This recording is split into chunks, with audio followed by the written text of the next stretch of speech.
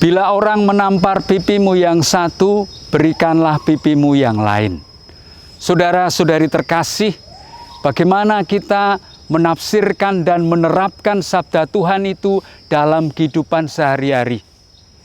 Apakah demi alasan cinta kasih, seorang istri yang menerima kekerasan dalam rumah tangga, menerima begitu saja tindakan suaminya yang kasar terhadap dirinya?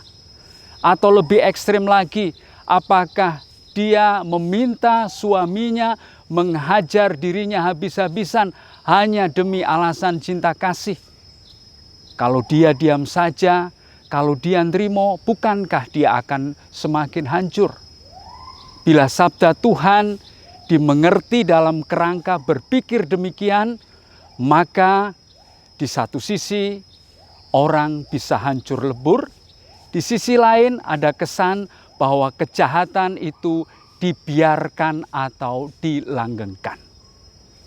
Jadi bagaimana kita memahami sabda Tuhan tersebut?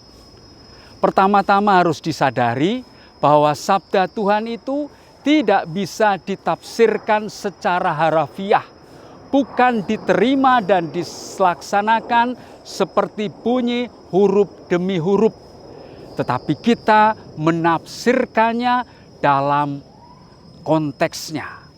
Maka yang paling penting adalah mencoba memahami sabda Tuhan dalam konteksnya.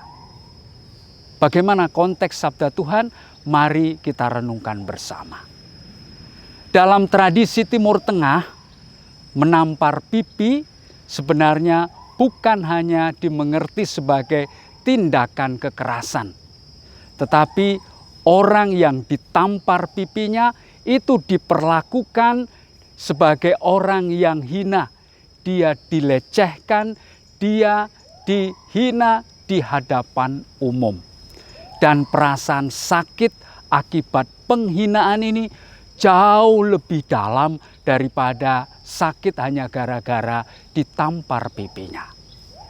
Maka sabda Tuhan tentang memberikan pipi supaya ditampar bukan berarti menerima begitu saja, tetapi Tuhan mengajak kita untuk menghentikan aksi balas dendam. Saudara-saudari terkasih, dalam kehidupan sehari-hari orang memang tidak bisa menerima perlakuan jahat dari sesamanya. Justru yang terjadi malah sebaliknya. Dia berusaha untuk membalas kejahatan itu. Kalau aku dipukul 1 kali, maka aku akan membalasnya juga dengan pukulan 1 kali. Dengan demikian rasanya adil. Bahkan kalau bisa aku membalasnya dengan memukul 2 kali atau lebih. Itu rasa-rasanya baru puas. Pembalasan dendam baru terlampiaskan. Kekerasan yang dibalas dengan kekerasan akan menimbulkan kekerasan dan ini tidak akan pernah berhenti. Dan faktanya memang demikian. Kekerasan tidak bisa dihentikan dengan kekerasan. Justru sebaliknya, kekerasan yang dibalas dengan kekerasan akan menciptakan satu aksi balas dendam yang tidak akan pernah berhenti, bahkan akan menjadi suatu tindakan yang semakin membesar.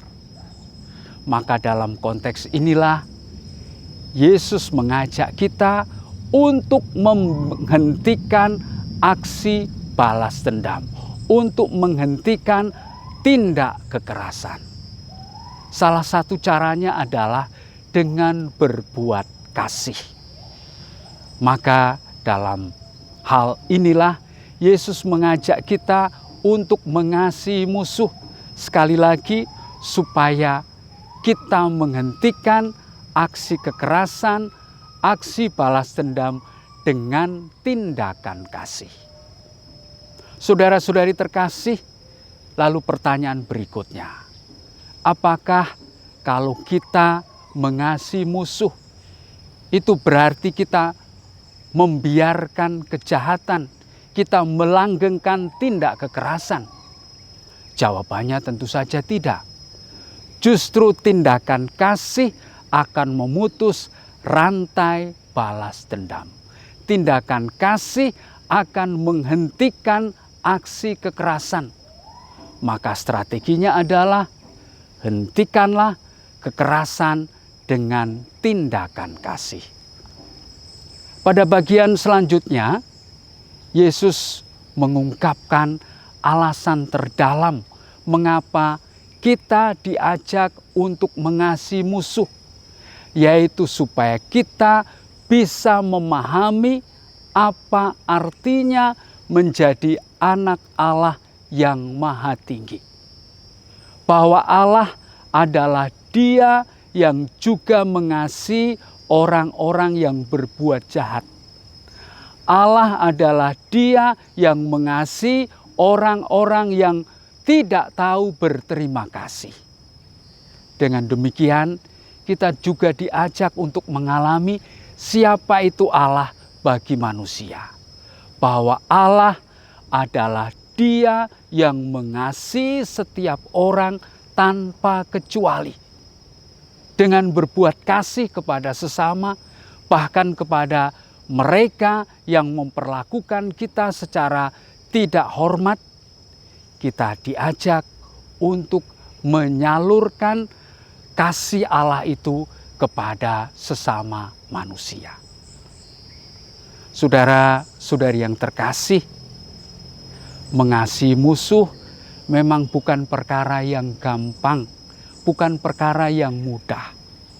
Alih-alih mengasihi musuh, kita malah cenderung untuk melampiaskan dendam kita.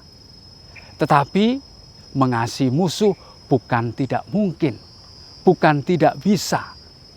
Bersama dengan Tuhan, mari kita menggantikan aksi balas dendam dengan tindakan cinta kasih. Kita hentikan aksi kekerasan dengan pengampunan. Dalam hal ini, Tuhan sudah memberikan contoh yang paling konkret kepada kita dengan mengasihi kita sampai tuntas. Tuhan, jadikanlah aku pembawa damai. Bila terjadi kebencian, jadikanlah aku pembawa cinta kasih. Amin.